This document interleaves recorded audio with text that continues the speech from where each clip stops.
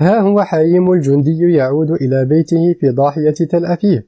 الأسرة في انتظاره كما هي العادة في كل إجازة أسبوعية. يستقبله الجميع بفرح غامر لعودته سالما من رام الله بلد المظاهرات وقذف الحجارة. يقبل حايم أمه وزوجته وابنه الصغير موشي، ثم يقول لأمه مفاخرا وهو يحتضن موشي الصغير: أتعرفين ماذا فعلت اليوم يا أمي؟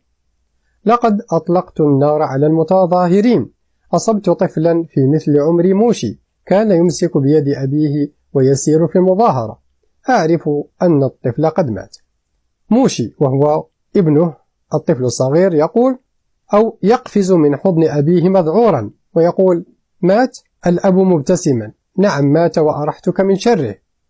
موشي: وهل الطفل شر يا أبي؟ الجدة: نعم يا عزيزي. موشي: ولماذا يا جدتي؟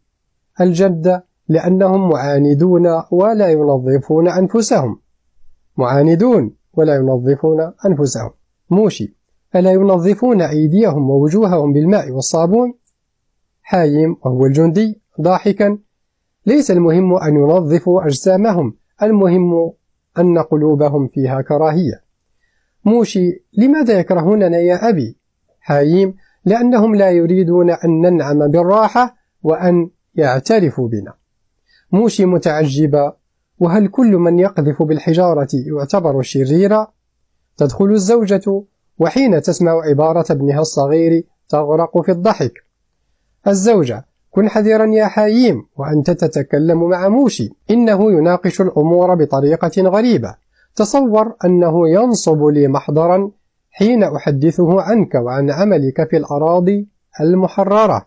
إنه يتعبني ويتعب جدته، ويقول إنه طفل مثلهم، إلى غير ذلك من التساؤلات التي لا تنتهي.